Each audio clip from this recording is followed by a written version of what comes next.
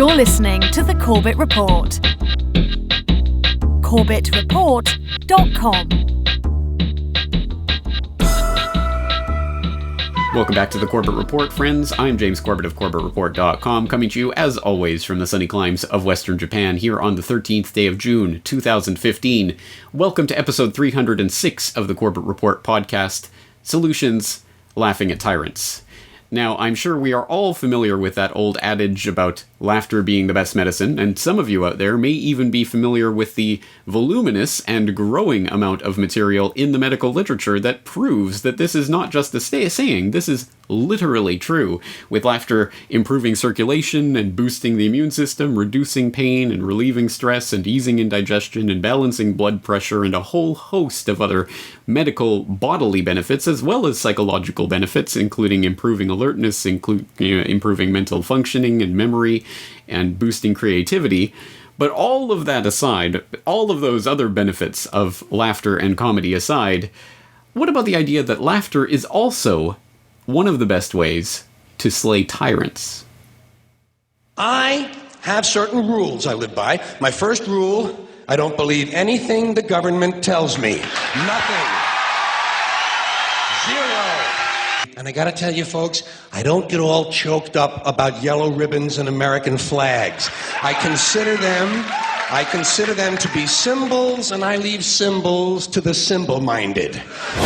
You know, he armed Iraq. I wondered about that, too. You know, during the Persian Gulf War, those intelligence reports would come out. Iraq, incredible weapons. How do you know that? Oh, well.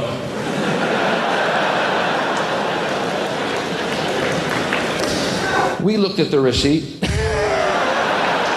Democracy's the worst kind. I'm sorry, but it is. We get to pick our leaders. Well, what if I don't want a leader? Where does that vote go? I do good on my own. I don't want to be led. Is that freedom?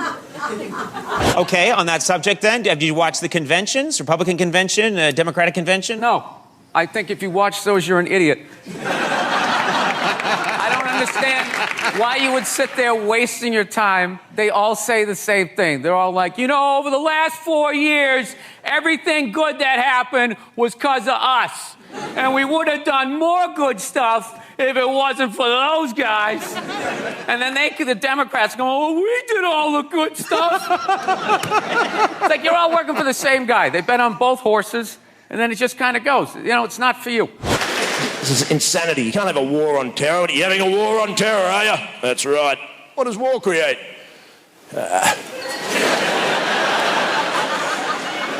Terror. Exactly. So you're having a war against the consequence of the actions you're involved in.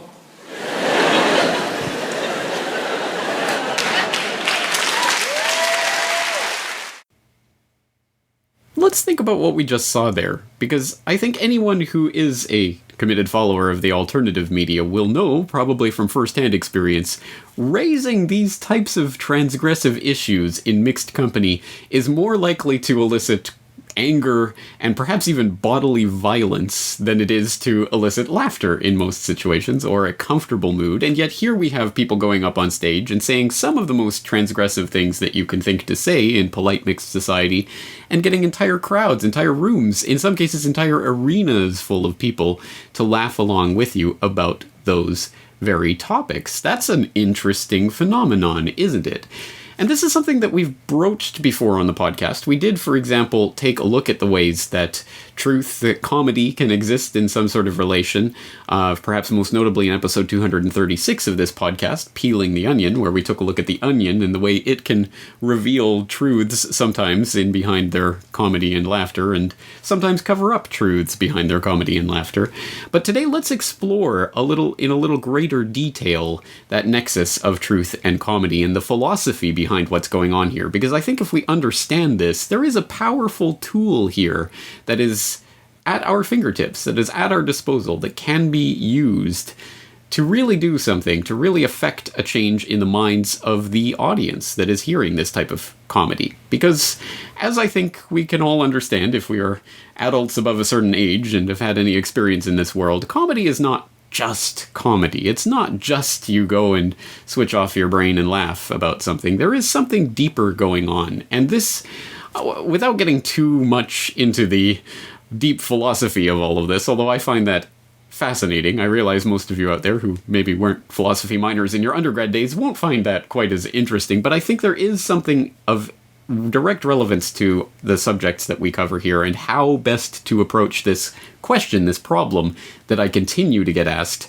How do we bring this information to other people? Because people will just shut down when they hear 9/11 was an inside job or whatever along those lines.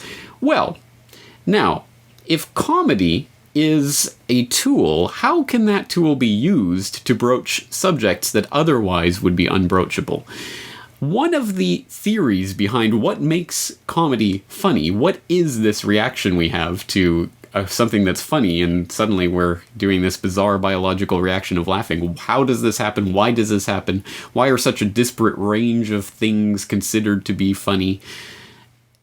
There are a lot of theories that have been posited over the years. I mean, this goes back at least a century and a bit to Freud positing his own ideas, but let's go to some of a consensus that seems to be emerging on the idea that fundamentally comedy is about benign violation. The idea that there is something that is being transgressed, some border that is being crossed, some boundary that is being pushed, but in a way that it doesn't threaten the audience. They can have some measure of psychological distance from it, and so they laugh and they enjoy it. They're suddenly comfortable with the idea because it's been placed in a very different frame of reference that makes it acceptable.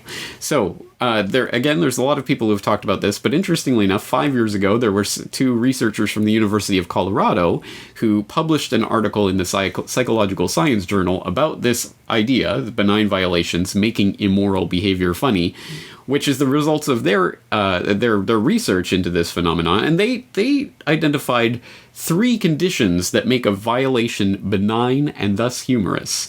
Firstly, the presence of an alternative norm suggesting that the situation is acceptable. Secondly, weak commitment to the violated norm. And thirdly, psychological distance from that violation.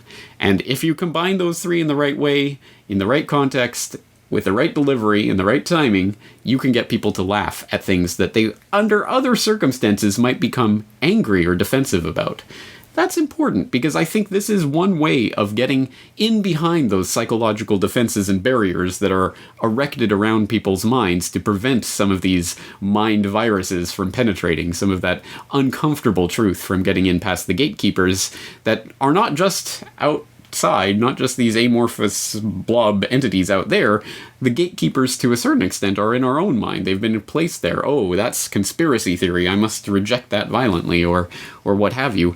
One way in past that goalie, as it were, is to use humor as a way to inject that directly into the bloodstream of the listener. All right, so this is all heady philosophical talk about what should be a very humorous subject, but I think, again, this is important because it goes to the heart of a very important delivery method for this truth information that really can unlock minds. And again, I do speak from experience on this point, having created the 9/11 conspiracy theory video that is still far and away my best known work, and one that most people will cite whenever they talk to me or introduce me or encounter my work.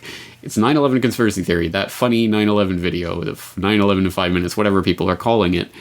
Has been remarkably successful in getting a lot of people to take a look at issues regarding 9/11 that otherwise would be unthinkable. We can't think about it. But here's a funny little presentation. It puts it in a way that, okay, it's a violation, but it's kind of benign. We have a little bit of psychological distance here. Okay, it's kind of funny. It's absurd. Oh, I get it. Oh, is that true? What does that mean? Where is that information coming from?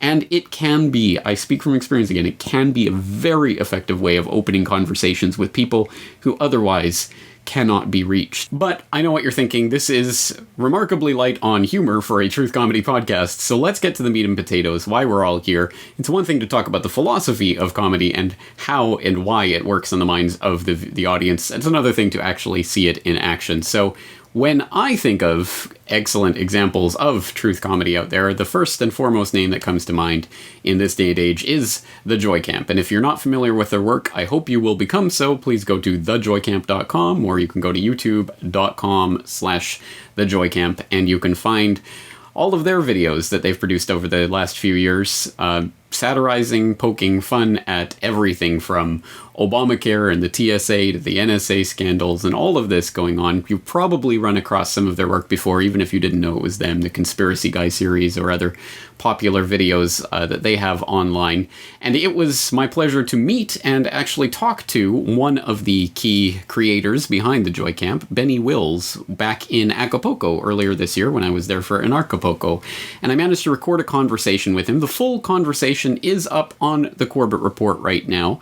But why don't we just take and listen to a little bit of that conversation and watch one of the Joy Camp's, I think, funniest videos.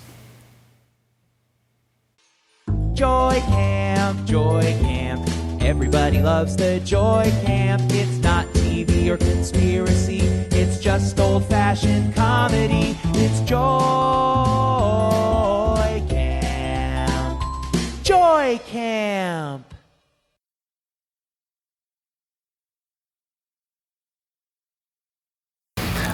Joy Camp is a YouTube comedy channel where we try to spread truth through comedy and awareness. How long have you been doing it? We've been doing it for exactly 3 years, to the day almost. Wow. Yeah, I think our launch date was like March 7th, 2012, so almost exactly 3 years. At the risk of asking a question that you've been asked a million times Bring it before, why did you start? Wow, that's a kind of a complicated question. I started because I have, well, I'll say we, because there's more than one person involved with Joy Camp. My friends and I all have entertainment backgrounds. I come from a theater background, and Kevin, who's the co-creator of Joy Camp, he comes from just making film, a filmmaker background. He started making films with his friends when he was a kid, and I started doing acting and theater when I was a kid. And we also both woke up, quote unquote, woke up around the same time, actually about 11 years ago now. And we also had great senses of humor. Like, we've always loved to laugh and make people laugh. And it was sort of a marrying of all these things. So all that theater training, acting training, plus his filmmaking ability and editing ability, plus our awareness that was ever expanding, all wrapped up into one. And it was, as soon as we figured out that was what we could do to contribute towards a better cause, it was like a no-brainer. It was like, oh wow, we can marry these worlds, because for a long time they were separate. So it was personal re-education on part of the day, and the other part of the day would be training to be an actor, and then realizing that I could combine the two and actually do something for the good. Did you have any influences going into it? Yeah, man, we have so many influences. I think primarily we were really influenced by Bill Hicks and George Carlin, because they're sort of truth comedians. But just growing up with comedy in general, like loving Monty Python. For me, the Animaniacs, remember this show in the early 90s, cartoon, and Fox, was a huge influence for me as a kid. Yeah, I mean, just humor in general, sketch comedy. And people like Jim Carrey was a huge influence for both Kevin and me as children. So, yeah, and then I think Bill Hicks and George Carlin really kicked it into gear. And then when they were both gone, I mean, Bill Hicks has been gone for a while, but then when George Carlin died a few years ago, there was a serious void for intelligent humor. I think the most intelligent you could get was from The Daily Show or The Corbett Report, and, you know, The Daily Show doesn't seem to be helping anything.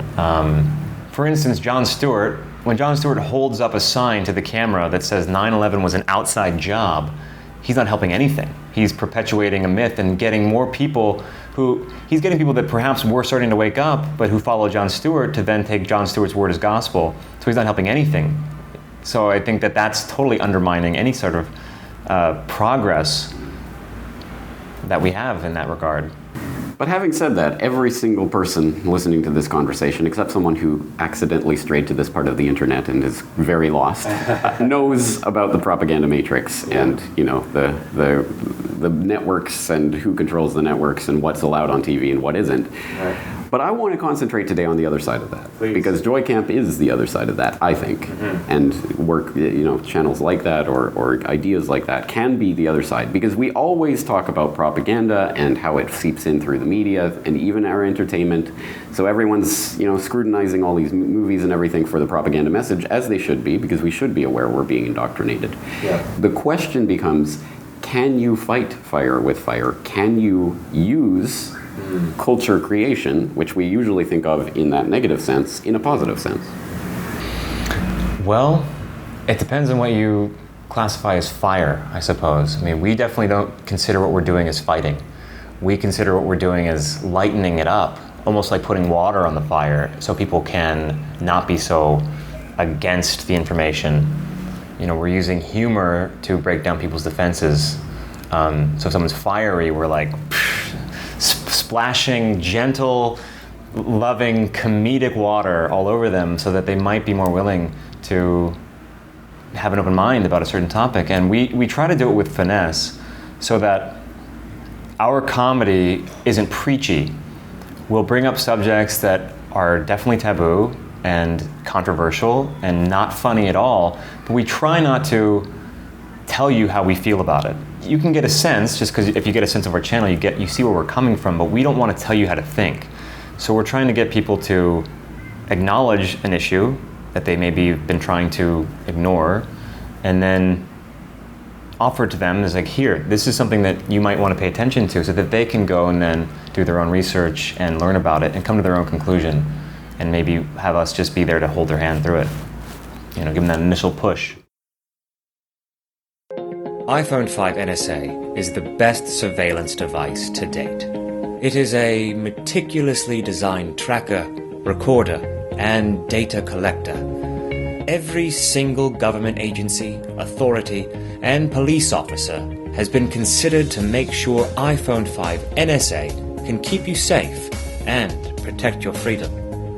This care, this consideration, it extends to how we collect information pertaining to you and everyone you know. And it's what led us to create Touch ID, the largest name-to-fingerprint database in the world. Touch ID defines the next step of how we use your iPhone. With just a touch of your home button, Touch ID reads your fingerprint so you can collect the latest apps or purchase shiny new Apple products, while we track your location through GPS and transmit data back to corporations and government. Our employees are literally working around the clock, in some cases 12 hours a day, 6 days a week, to assemble each iPhone 5 NSA individually. And now we require all of them to sign an anti-suicide pledge to ensure our production meets the consumer's demand. And just in case that doesn't work, we've installed suicide nets all along the perimeter of our 24-to-a-room dormitories to gently catch even the most demoralized and broken down souls and safely return them to the workplace, so there's enough iPhones for you and your entire family. iPhone 5 NSA uses speech recognition technology, so you don't have to bother yourself with remembering things or consulting your brain for any information ever again. Just ask it for the time, the day of the week, what your name is, sports scores, anything really. You can ask it anything. It puts your brain in your hand and into our database. We've also developed what we like to call blackout technology, which allows authorities to block video and photos whenever they feel your security is in danger. For instance, if a political rally is ambushed by a conspiracy theorist demanding answers, the police can black out every phone in the crowd, so his questions are never heard or seen by anyone. Reporters, do your job, please. Ask some questions. And once he's silenced and his coordinates are locked in, iPhone 5 NSA takes care of the rest. Just a question, man. How are we supposed to know the truth when we can't even ask a question?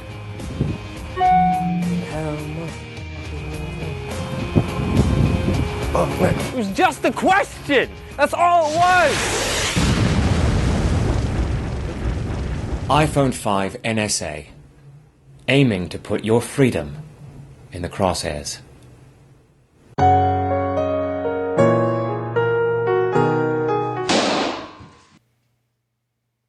Once again, Benny Wills of The Joy Camp, thejoycamp.com. I hope you will check out their work if you haven't yet done so, but I hope you do know by this point that I don't just talk about this particular form of tyrant slaying, I dabble in it myself, and obviously 9/11 A Conspiracy Theory is the best known example of my own truth comedy, but there are many others besides, and they often take on the satirical slant from my sarcastic sense of humor, so the 9/11 Conspiracy Theory, OKC Conspiracy Theory, JFK Conspiracy Theory are all examples of that sarcastic, satirical slant on truth comedy. As well as some of the lesser-known examples, like How to Foil Your Own Terror Plot, or Danger, Nullification, Nullify the NSA is Spreading, or even Shut Up, Conspiracy Theorist.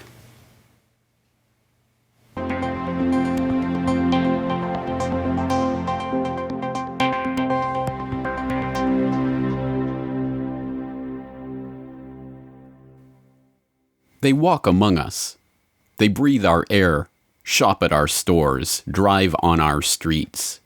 They are conspiracy theorists, people who make the outrageous claim that people in positions of power conspire to consolidate and expand that power. Their notions are absurd, their pronouncements are insane, and their ideas are dangerous. As a civilization, we have moved beyond giving hemlock to those who would corrupt our young. In this day and age, we just respond to them in a firm and dismissive manner, making clearly visible to all in the immediate area that this person is a conspiracy theorist and not to be debated with. Resident expert and 30-year CIA operations officer Dewey Claridge demonstrates. Don't give me the conspiracy bullshit. Come on, you're a more intelligent man than that. Well, come on. I mean, come on. Listen. There has never been a conspiracy in this country. This is how to respond to a conspiracy theorist. Quickly, firmly, and disparagingly. To simplify, let's reduce the response to this. Shut up, conspiracy theorist. Observe. I mean, let's remember here, the people we are fighting today, we funded 20 years ago. Shut up, conspiracy theorist. You know, is spending $1 million on that last 3 months of life for that patient, would it be better not to lay off those 10 teachers and to make that trade-off in medical costs? But that's called the death panel, and you're not supposed to have that discussion. Shut up, conspiracy theorist. I will tell you, Director Deutsch, as a former Los Angeles police narcotics detective, that the agency has dealt drugs throughout this country for a long time. Shut up, conspiracy theorist. For variety, the eminently rational Penn and Teller present an alternative response. We're Penn and Teller, and conspiracy theories are bullshit. Good job, boys. Let's try again. If there is any conference which required transparency, which required democratic accountability, it is the Bilderberg Conference. Shut up, conspiracy theorist. Let us never tolerate outrageous conspiracy theories concerning the attacks of September the 11th. Good job, Mr. President. I don't believe in this notion of some sort of secret societies controlling people. But of course, in any political system, there are sort of over the table and under the table arrangements. Shut up, conspiracy theorist. What do you want me to talk about? Yeah. A fraud? No, it wasn't a fraud, but I'll be glad to talk to you if you'll shut up and let me talk now. The United States government actually did carry out on our citizens experiments involving radiation. In one scientist injected plutonium into 18 patients without their knowledge. In another, doctors exposed indigent cancer patients to excessive doses of radiation, a treatment from which it is virtually impossible that they could ever benefit. Shut up, conspiracy theorist. Were U.S. government officials aware of drug smuggling in and around the Contra movement? And did they simply choose to ignore it? One U.S. senator says, absolutely. There's no question in my mind there is a complicity in the flow of drugs into this country, period. Shut up, conspiracy theorist. Also, were you a member of Skull and Bones from college and Bush? Were you in the same secret society as Bush? Were you in Skull and Bones? Thank you for cutting my mic. Thank you. Are you going to arrest me? Excuse me. Excuse me. What are you arresting me for? Whoa, whoa, whoa, whoa. Don't chase me. I didn't do anything. Come over. Ow! Ow! Ow!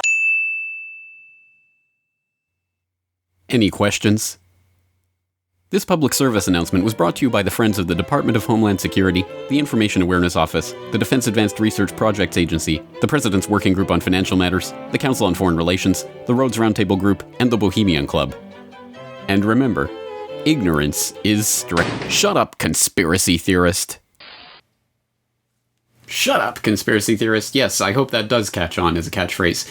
But satire is not the only way that we can approach comedy and truth and merge these two subjects. I think there are a lot of other techniques out there at our disposal, one of which comes from an unlikely source, the Dadaists of the 1920s.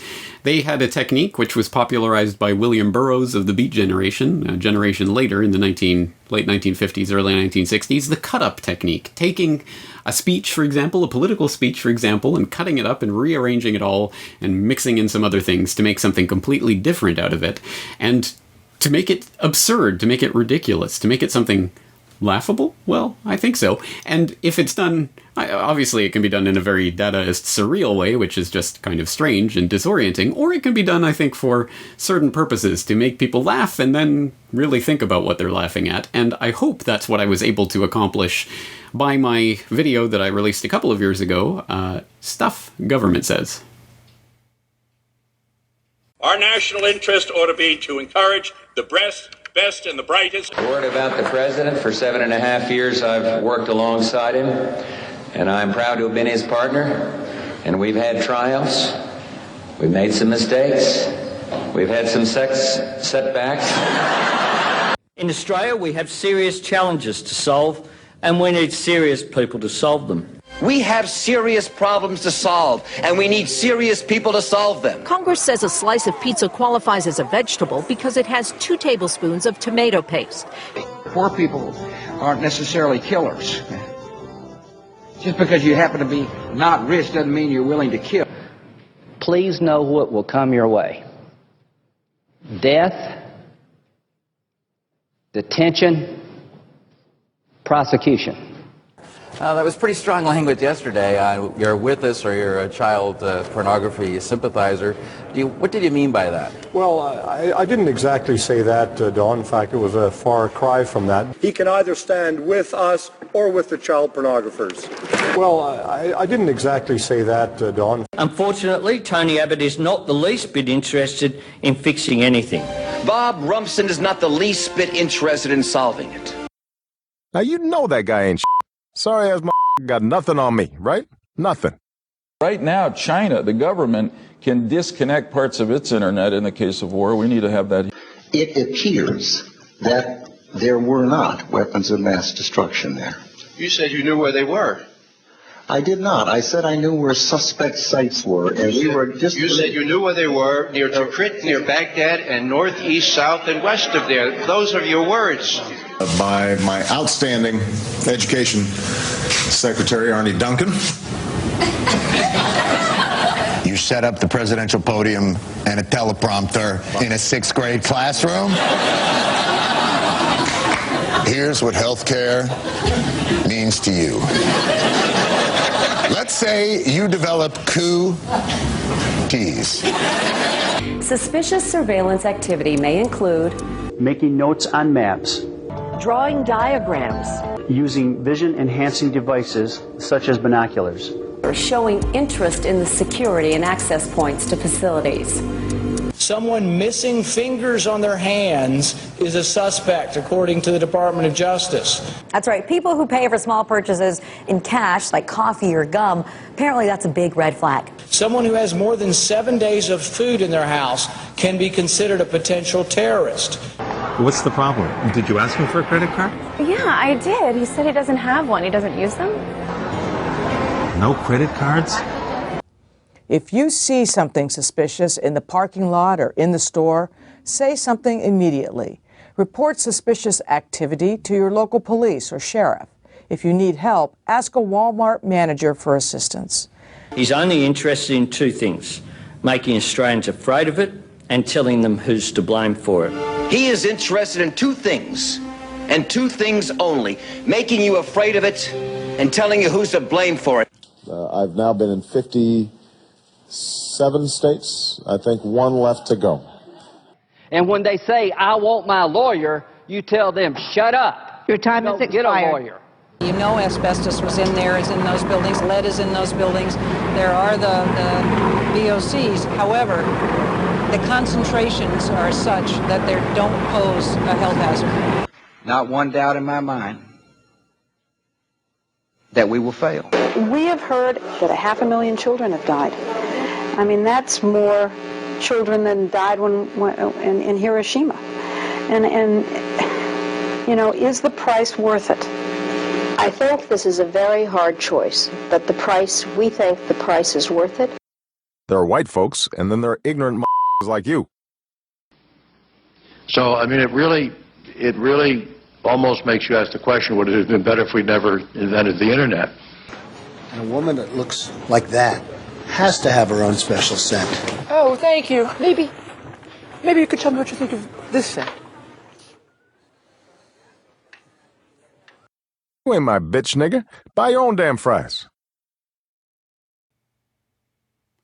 Alright, as I say, I think truth comedy can be an effective way of spreading this information to people who have those mental blocks up around this type of information, and I do make a lot of this myself. So in the interest of putting my work where my mouth is, I am officially launching a new DVD, Laughing at Tyrants, which is a collection of the funny videos from the Corbett Report on this idea of truth comedy that is really and truly meant to be a resource for people who are spreading this information to people who are resistant to it. Hey, it's a funny little DVD with some funny little political satire. Why don't you take a look? And I really do think that this could be a key for unlocking a lot of those minds with some of these benign violations. Hey guys, it's funny. Hey, take a look at this. And it really drills this information further into people's heads than you would expect. This DVD is going to run around 80 minutes, 90 minutes, and is 11 different reports that I've done over the years. The 9/11, JFK, and OKC conspiracy theory videos, how to foil your own terror plot, that interview with Benny Wills and the iPhone 5 NSA video that we just watched, Shut Up Conspiracy Theorists, Stuff Government Says, Danger, Nullify NSA Gaining Ground, the Doublespeak Dictionary, Emergency Warning for Office Workers about WTC7 that we talked about earlier, and the complete video of my presentation earlier this year to Anarchapulco, How to Free Your Tax Cattle. Okay, here we go. A short time ago, in a boardroom not so far away.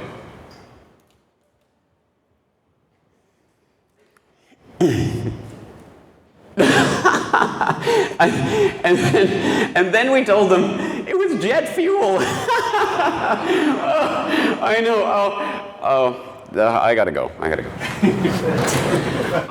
Mr. President, so glad you could join me once again. Late as usual, but it doesn't really matter. You're going to be gone soon enough, aren't you? With your little golden parachute, you will sail off to the sunnier climes of some foreign country, I'm sure, to live the rest of your days in peace. You have served us well enough, I suppose. In fact, things are going remarkably well. We're making incredible progress in our conditioning to the public to enjoy their servitude. We've implemented bans on collecting rainwater, bans on feeding the homeless, bans on drinking raw milk. There seems to be absolutely no end to which the public will not submit themselves to us. In that spirit, we're of course going to be instituting some new laws in the coming months that you'll be announcing shortly. One is that there will be only pizza eaten on Tuesdays, Blue cars will not be driven in cities with the letter C in their names starting next month. And then towards the end of the year, we're thinking about party hats mandatory for all breakfasts. We'll see how that goes. Let's see, what else? Oh yes, next month you're going to be announcing the invasion of Namibia. You're going to be mobilizing 500,000 troops for a 5-year commitment at $5.5 trillion. What was that?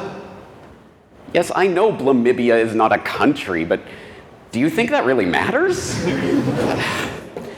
Have we taught you nothing in your years as puppet mouthpiece for us? Wait, look who I'm talking to. Well, I know you're not exactly the sharpest knife in the drawer, Mr. President, and I know you don't read very much, if at all. No, comic strips don't count. But let me share with you a book that I do not have to hand. Do you know what this is, Mr. President? The Invasion from Mars by Hadley C. Cantrell. Hadley C. Cantrell was one of our boys at the Princeton Radio Project back in the 1930s, one of Nelson's roommates, and back in college. And Nelson Rockefeller. Yes, that Nelson, Mr. President. And Hadley C. Cantrell wrote this study in 1940 of the 1938 Orson Welles radio broadcast that panicked the nation of the United States. It was a remarkable operation, so within weeks, the Princeton Radio Project organized to study the effect of that radio broadcast on the population. Why did up to 1 million Americans panic, literally believing they were being invaded by Martians based on nothing else other than a radio dramatization of an H.G. Wells novel? Well, this study, of course, found some of the details, and they're quite remarkable. But let's read from the preface of the 1966 edition of this publication, in which Hadley C. Cantrell wrote, "On Halloween night 1938, Orson Welles and his Mercury Theater on the Air dramatized H.G. Wells' fantasy, War of the Worlds, so realistically and effectively that at least 1 million Americans became frightened and thousands were panic-stricken. The study reported in this book was launched immediately after the broadcast and gives an account of the major psychological reasons for the mass behavior involved. Since the publication of The Invasion from Mars in 1940, I have often been asked whether I thought such a thing could happen again. The questioners usually imply that we are now somehow too sophisticated to be taken in by anything so fanciful. Unfortunately, I have always had to reply that of course it could happen again today, and even on a much more extensive scale. In this study of the most widespread panic of recent times, we are not dealing just with a bit of isolated science fiction pertinent to only to one particular time and place. As this little book shows, we are, on the contrary, dealing with an episode of human behavior brought about by a pattern of circumstances providing a matrix for high suggestibility. Such a pattern is by no means absent today, though it would now be fashioned out of new and different ingredients. Since the Halloween boo of 1938, we have seen the development and use of atomic weapons. We know about the existence of intercontinental ballistic missiles and their immense destructive power, and we hear talk of satellites spinning about our tiny globe carrying atomic warheads that could be quickly guided to any target on Earth. Such destructive forces against which there appears to be so little protection can only enhance the possibility of delusions that would be even more plausible than the invasion of Martians, and that would not require the combined talents of H.G. Wells and Orson Welles to set it off. Do you know what this means, Mr. President? Let me give you an example. In this study, we found that 48% of those who panicked, believing that they were being invaded by Martians, did not do so much as turn the station to try to find out if that information was true. They sat there, horrified, panic-stricken, in many cases packing up their belongings and heading for the hills, believing that Martians were coming from outer space to destroy them with death ray beams, and they couldn't be bothered to twist their arm a little to verify that information. Do you really think that humanity has changed in the past half-century, Mr. President? It's so glorious being one of us and watching them scurrying around like little ants, doing what we say, doing our bidding as we please. Nothing can derail our agenda.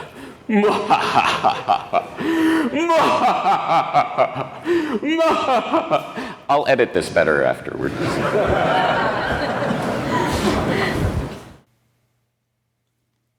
All right, once again, I hope that I've demonstrated today that truth and comedy can be mixed, and can be mixed effectively so, for turning people onto this information, if not through my own work, but any of the work of the people out there who are attempting to combine truth-related information with comedy. It can and is being done. It is an effective tool. It is not the solution. It is not going to revolutionize the world overnight, but it is going to unlock minds that are otherwise unlockable.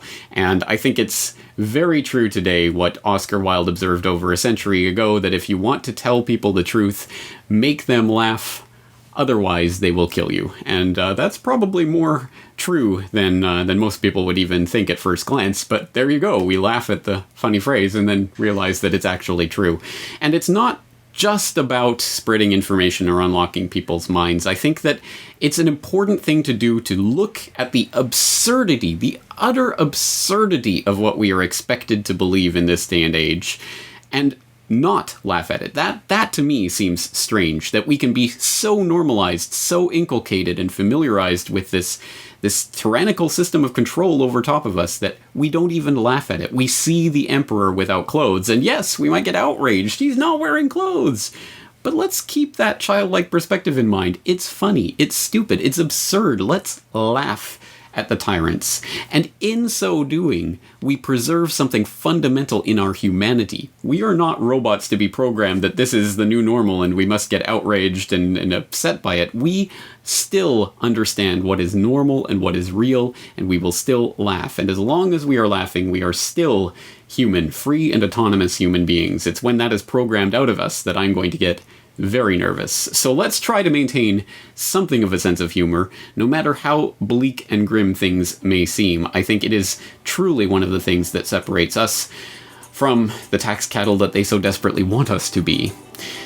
And on that heady note, let's end it there today. Once again, you can support this work directly.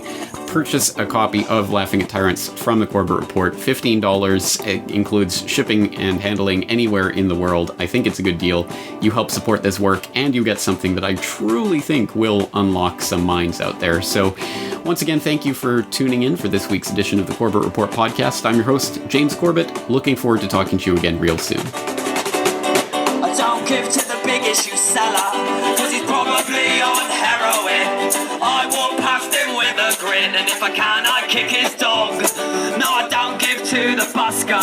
He's talentless and lazy. He's ruining the country.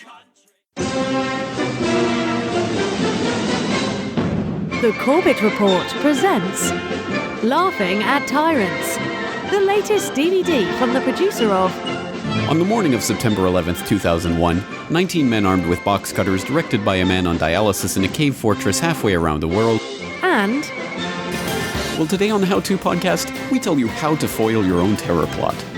And... But that's called the death panel, and you're not supposed to have that discussion. Shut up, conspiracy theorist. 12 of the funniest Corbett Report videos on one video DVD. Buy one for yourself or share it with a friend. Because the best way to disarm a dictator is to laugh at him. Buy your copy today at corbettreport.com/shop.